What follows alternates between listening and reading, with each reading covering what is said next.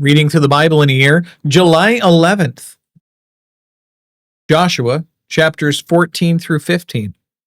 Psalms 146 through 147. Jeremiah chapter 7. And Matthew 21. Now these are the territories which the sons of Israel inherited in the land of Canaan, which Eleazar the priest and Joshua the son of Nun and the heads of the households of the tribes of the sons of Israel apportioned to them for an inheritance, by the lot of their inheritance, as Yahweh commanded through Moses, for the 9 tribes and the half-tribe. For Moses had given the inheritance of the 2 tribes and the half-tribe beyond the Jordan, but he did not give an inheritance to the Levites among them. For the sons of Joseph were 2 tribes, Manasseh and Ephraim, and they did not give a portion to the Levites in their land, or in the land, except cities to live in, with their pasture lands for their livestock and for their property. Thus the sons of Israel did just as Yahweh had commanded Moses, and they divided the land. Then the sons of Judah drew near to Joshua in Gilgal, and Caleb the son of Jephunneh the Kenizzite said to him, "You know the word which Yahweh spoke to Moses, the man of God, concerning you and me in Kadesh Barnea. I was 40 years old when Moses, the servant of Yahweh, sent me from Kadesh Barnea to spy out the land, and I brought word back to him as it was in my heart. Nevertheless, my brethren who went up with me made the heart of the people melt with fear, but I followed Yahweh my God fully. So Moses swore on that day, saying, Surely the land on which your foot has trodden will be an inheritance to you and to your children forever, because you have followed Yahweh my God fully. Now behold, Yahweh has let me live just as he spoke. These 45 years from the time that Yahweh spoke this word to Moses, when Israel walked in the wilderness, and now behold, I am 85 years old today. I am still as strong today as I was in the day when Moses sent me, as my strength was then, so my strength is now, for war and for going out and coming in." There's a lot of notes in the section. I want to make sure we don't miss them. There we go. Continuing on, Caleb the son of Jephunneh continues.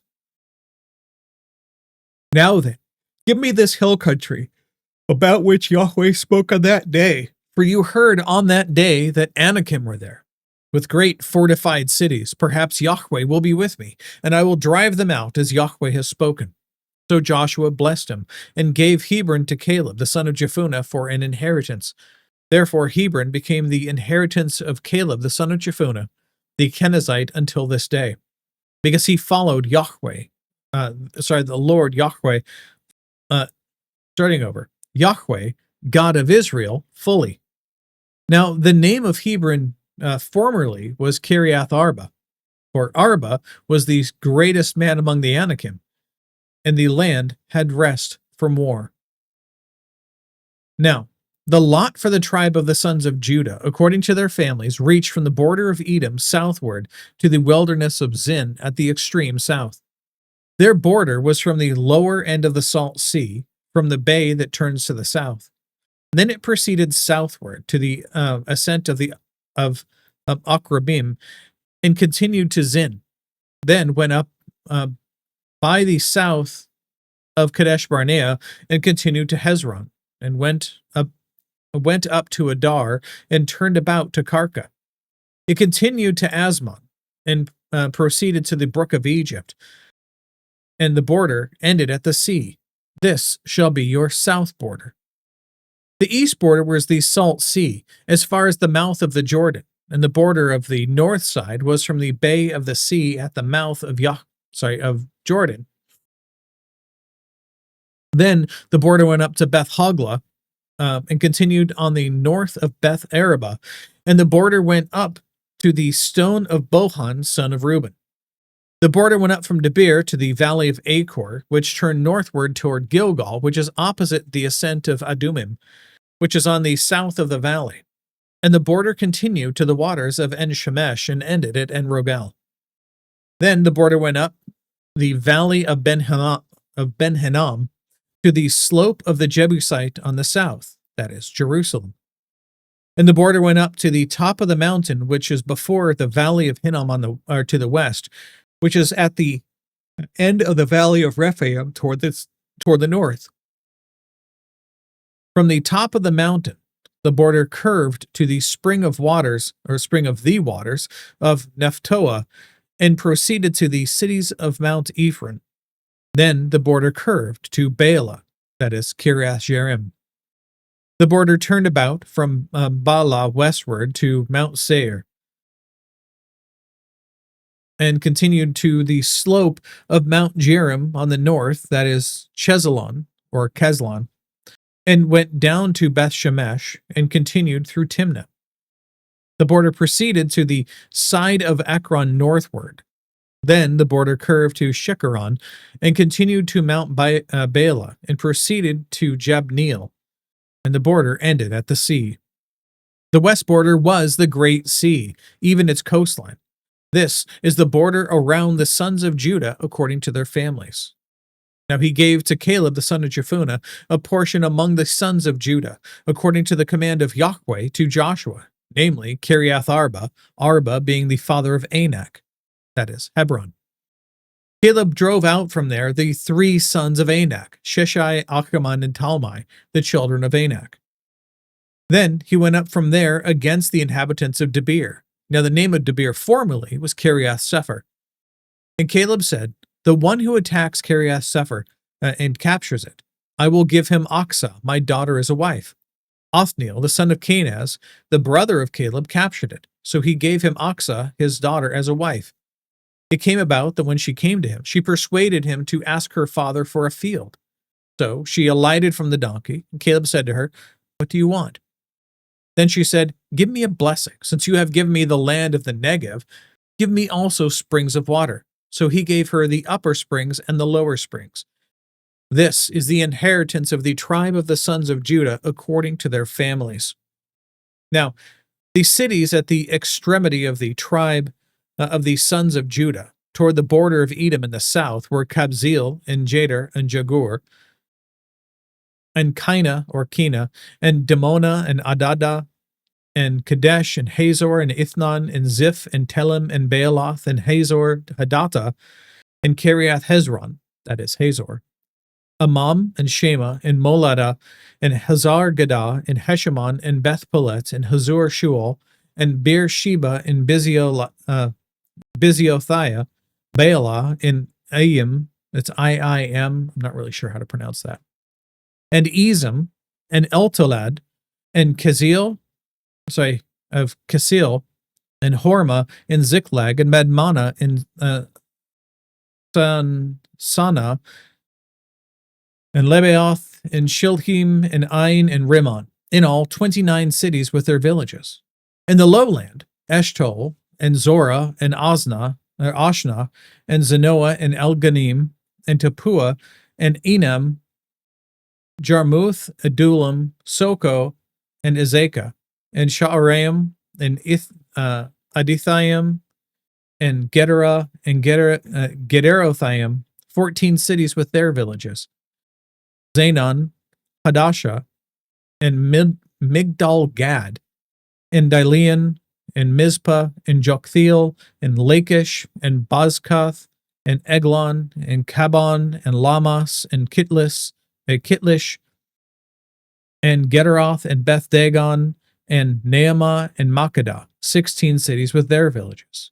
Libnah, and Athar, and Ashan, Iftah, and Ashna, and Nezib, and Keilah, and Akzib, and Mareshah, 9 cities with their villages. Ekron with its towns and villages. From Ekron even to the sea, all that were by the side of Ashdod with their villages. Ashdod, its towns and its villages. Gaza with its towns and its villages, as far as the brook of Egypt, and the great sea, even its coastline. In the hill country, Shamir, and Jatir, and Soko, and Dana, and Kiriath Sana, that is, Debir, and Anab, and Eshtemoh, and Anim, and Goshen, and Holon, and Gilo, 11 cities with their villages. Arab, and Duma, and Eshan, and Janum, and Beth Tapua, and Aphekah, and Humta, and Kiriath Arba, that is Hebron, and Zior, 9 cities with their villages. Maon, Carmel, and Ziph, and Jutta, and Jezreel, and Jokdeam, and Zanoah, Cain, Gibeah, and Timnah, 10 cities with their villages. Halhul, Beth Zur, and Gedor, and Maaroth, and Beth Anoth, and Eltekon, 6 cities with their villages. Kiriath Baal, that is Kiriath Jearim, and Rabbah, 2 cities with their villages. In the wilderness, Beth Araba, Midin, and Sakaka, and Nibshan, and the city of Salt, and Gedi, and 6 cities with their villages. Now, as for the Jebusites, the inhabitants of Jerusalem, the sons of Judah could not drive them out. So the Jebusites live with the sons of Judah at Jerusalem until this day. There's all the notes wrapping that section out. Moving on now to Psalm 146 and 147.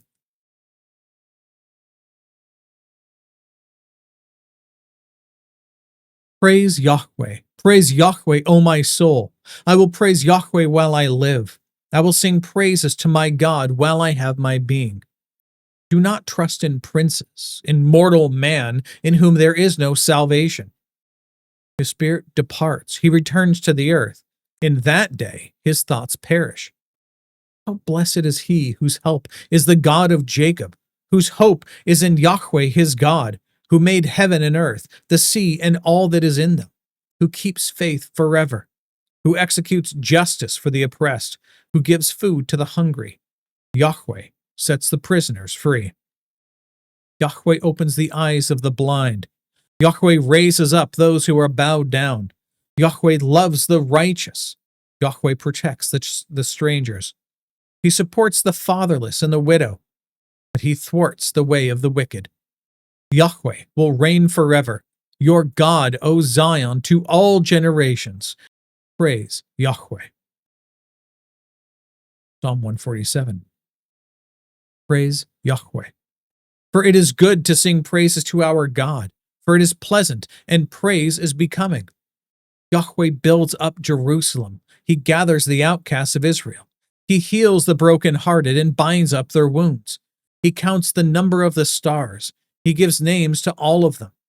Great is our Lord and abundant in strength. His understanding is infinite. He brings down the wicked to the ground.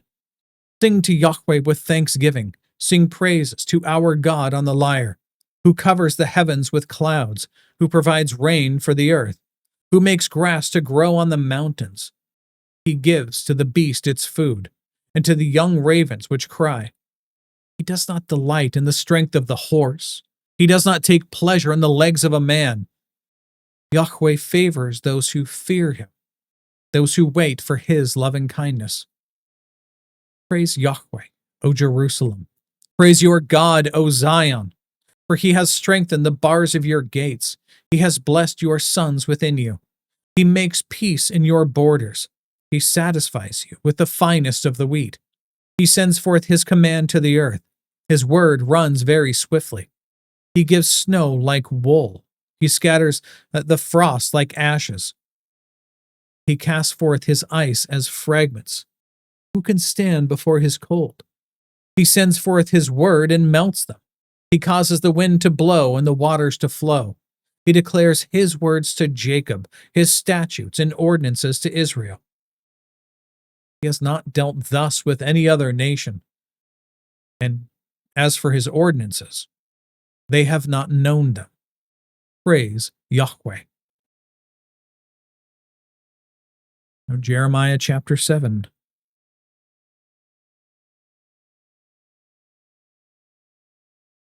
The word that came to Jeremiah from Yahweh, saying, Stand in the gate of Yahweh's house, and proclaim there this word, and say, Hear the word of Yahweh, all you of Judah, who enter by these gates to worship Yahweh. Thus says Yahweh of hosts, the God of Israel, Amend your ways and your deeds, and I will let you dwell in this place. Do not trust in deceptive words, saying, "This is the temple of Yahweh, the temple of Yahweh, the temple of Yahweh." If you truly amend your ways and your deeds, if you truly practice justice between a man and his neighbor, if you do not oppress the alien, the orphan, or the widow, and do not shed innocent blood in this place, nor walk after other gods to your own ruin, then I will let you dwell in this place, and the land that I gave to your fathers forever and ever. Behold, you are trusting in deceptive words to no avail. Will you steal, murder, and commit adultery, and swear falsely, and offer sacrifices to Baal, and walk after other gods that you have not known? Then come and stand before me in this house, which is called by my name, and say, "We are delivered," that you may do all these abominations? Has this house, which is called by my name, become a den of robbers in your sight? Behold, I, even I, have seen it, declares Yahweh. But now, go to my place which was in Shiloh, where I made my name dwell at the first. We see this now in the book of Joshua, right? The people are gathering together at Shiloh because that's kind of the main area where they first came in. And he says, go there and see what I did to it because of the wickedness of my people Israel. When we'll get to this in a little bit, but when the nation splits because of the sinfulness of Solomon, his son Rehoboam, and then one of the people of the council of Solomon, who left because he was basically sowing discord, he went away and became kind of a champion for the rest of Israel against the tribe of Judah. That's Jeroboam, son of Nebat. He became king of all Israel, and Rehoboam became king of just the people of Judah. And that's when everything split. Then you had the southern kingdom, which was Jerusalem, and Judah itself, and then the northern kingdom, which was everything else. And he set up two temples, one in Shiloh, and which they kind of remembered from before, and then they also set up one in Dan, which is far to the north. And that's what happened. And things went poorly. He created for them, again, this is Jeroboam, son of Nebat. You'll hear his name quite a bit once we get to that section. Almost every king is compared to him in his wickedness. Like he went after the sins of Jeroboam, son of Nebat, that kind of thing. He built for them two calves of gold that they could worship, and he said, "These are your gods which delivered you from Egypt." It was bad, so God utterly destroyed them. That's what we're reading about here. Verse 13, and now, because you have done all these things, as in the things that Israel was doing, declares Yahweh, and I spoke to you, rising up early and speaking, but you did not hear, and I called you, but you did not answer. Therefore, I will do to the house which is called by my name, the temple at Jerusalem, in which you trust, and to the place which I gave you and your fathers, as I did to Shiloh. I will cast you out of my sight, as I have cast out all your brothers, all the offspring of Ephraim. As for you, do not pray for this people, and do not lift up cry or prayer for them, and do not intercede with me, for I do not hear you. God has said, thus far and no further. Do you not see what they are doing in the cities of Judah and in the streets of Jerusalem? The children gather wood and fathers kindle the fire. The women knead dough to make cakes for the Queen of Heaven, and they pour out drink offerings to other gods in order to spite me. Do they spite me, declares Yahweh?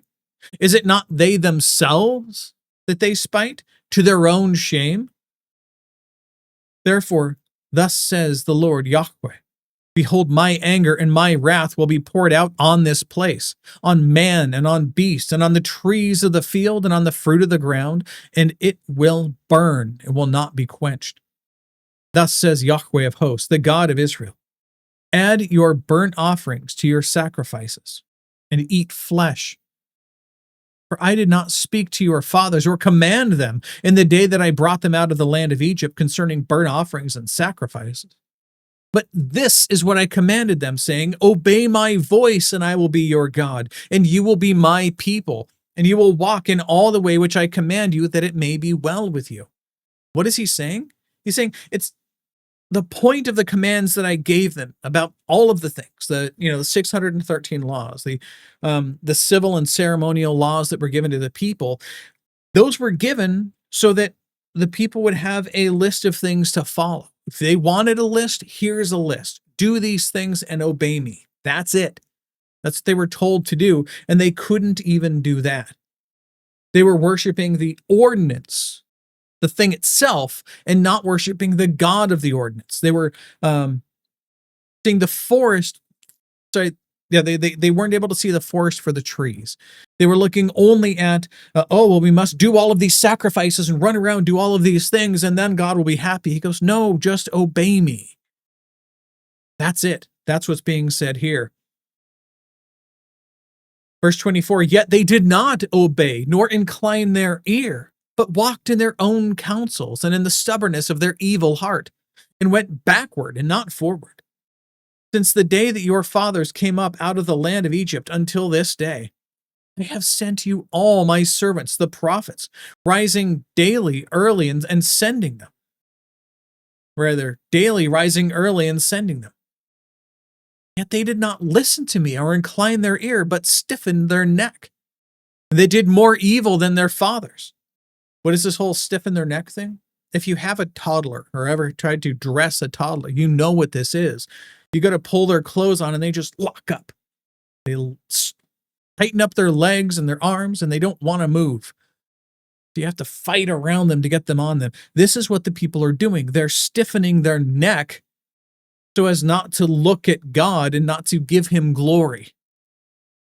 They are forcing themselves to refuse God. That's what they're doing. Verse 27, you shall speak all these words to them. And this is the life of a prophet. You shall speak all these words to them, making clear the things that are happening, but they will not listen to you. And you shall call to them,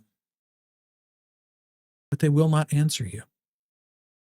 You shall say to them, this is the nation that did not obey the voice of Yahweh their God or accept correction. Truth has perished and been cut off from their mouth. Cut off your hair and cast it away, and take up lamentation on the bare heights, for Yahweh has rejected and forsaken the generation of his wrath. For the sons of Judah have done what is evil in my sight, declares Yahweh. They have set their detestable things in the house which is called by my name to defile it. They have built the high places of Topheth, which is in the valley of the son of Hinnom, to burn their sons and their daughters in the fire, which I did not command, and it did not come into my mind. These aren't kids just running through fire getting singed. They're being burned to death in worship of these demons. Therefore, behold, the days are coming, declares Yahweh, when it will no longer be called Topheth or the valley of the sons of Hinnom, but the valley of slaughter. For they will bury in Topheth, because there is no other place. The dead bodies of this people will be food for the birds of the sky and for the beasts of the earth, and no one will frighten them away. Then I will make to cease from the cities of Judah and from the streets of Jerusalem the voice of joy and the voice of gladness and the voice of the bridegroom and of the bride, for the land will become a ruin. Including today in Matthew 21.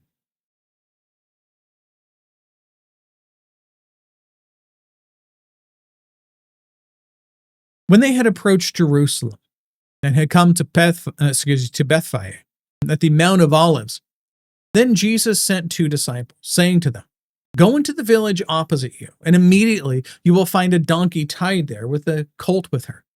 Untie them and bring them to me. If anyone says anything to you, you shall say, the Lord has need of them, and immediately he will send them. This took place to fulfill what was spoken through the prophet. Say to the daughter of Zion, behold, your king is coming to you, gentle and mounted on a donkey, even on a colt, the foal of a beast of burden. The disciples went and did just as Jesus had instructed them, and they brought the donkey and the colt and laid their coats on them. He sat on the coats. Most of the crowd spread their coats in the road, and others were cutting branches from the trees and spreading them in the road. The crowds going ahead of him and those who followed were shouting, Hosanna, which means save us now, to the Son of David. Again, that messianic title. Blessed is he who comes in the name of Yahweh. Hosanna in the highest. When he had entered Jerusalem, all the city was stirred, saying, who is this? And the crowds were saying, this is the prophet, Jesus from Nazareth in Galilee. And Jesus entered the temple and began to drive out all those who were buying and selling in the temple, and overturned the tables of the money changers and the seats of those who were selling doves. He said to them, it is written, my house shall be called a house of prayer, but you are making it a robber's den. Again, calling back to what we just read in Jeremiah. And the blind and the lame came to him in the temple, and he healed them. But when the chief priests and the scribes saw the wonderful things that he had done, and the children who were shouting in the temple, Hosanna to the Son of David, they became indignant. They stiffened their necks and said to him, do you hear what these children are saying?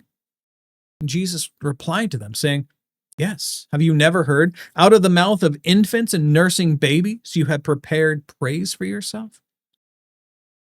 He then left them and went out of the city to Bethany and spent the night there. Now in the morning, when he was returning to the city, he became hungry. And seeing a lone fig tree by the road, he came up to it and found nothing on it except leaves only. And he said to it, no longer shall there ever be any fruit from you. And at once the fig tree withered. Now, as we read in the other gospel accounts, this is one of those things that's difficult to place, because the other ones say that, well, it was as Jesus, said that in the morning and they remembered it and they came back later and they saw that it had withered. This may be just compressing those stories down so that what we see is that it at once withered, meaning that same day they came back and it was just this dried old husk. There was nothing left there. But the same things are said in both instances. The disciples were amazed and asked, how did the fig tree wither all at once?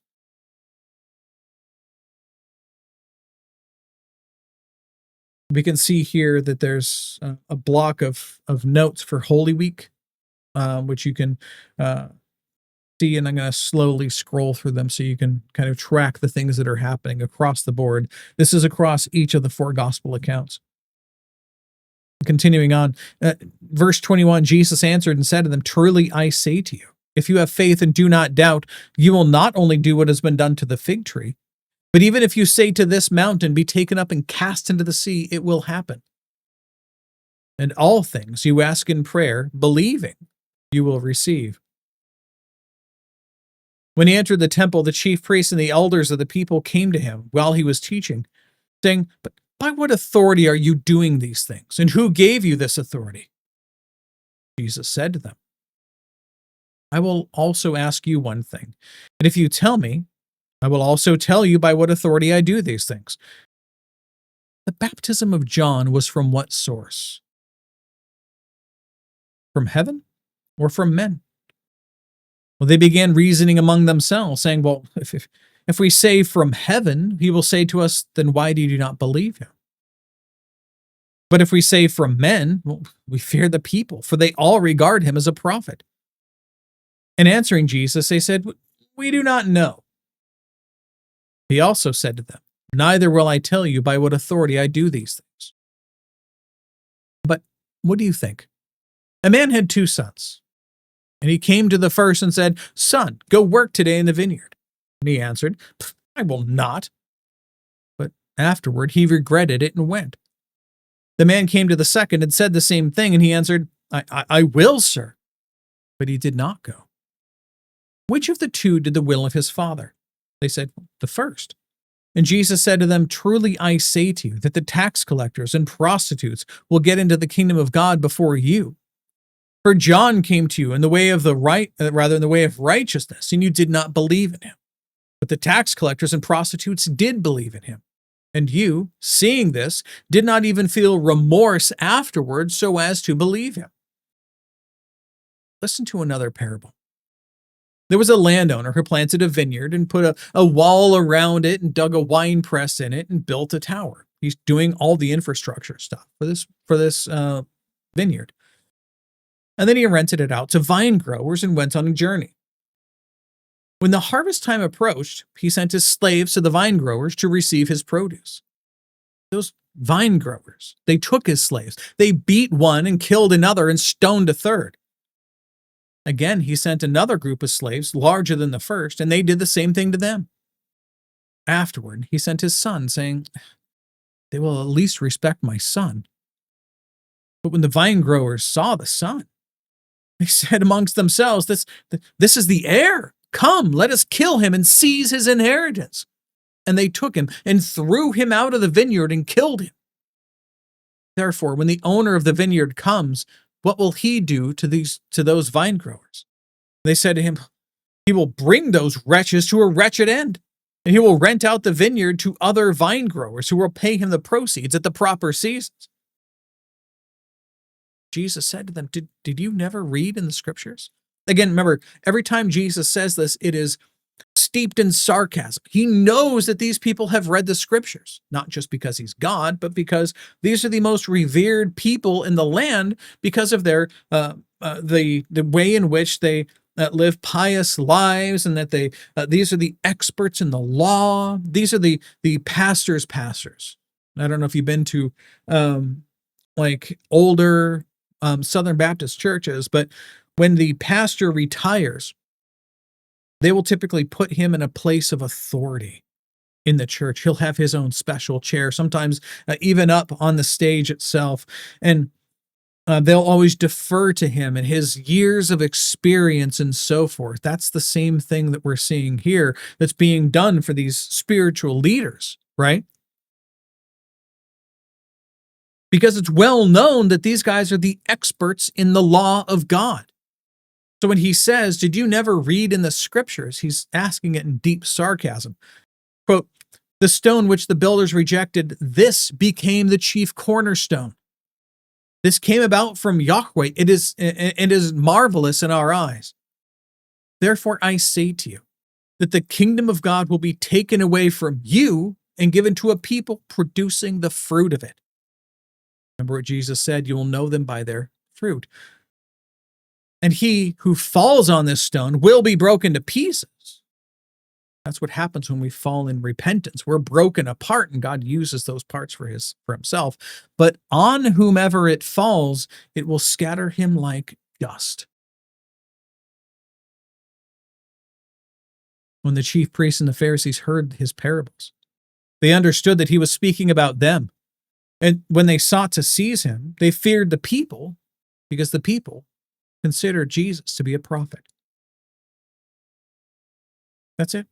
That's all the reading and all of the notes for today. God willing, I'll be back tomorrow. Behold, the word of the Lord.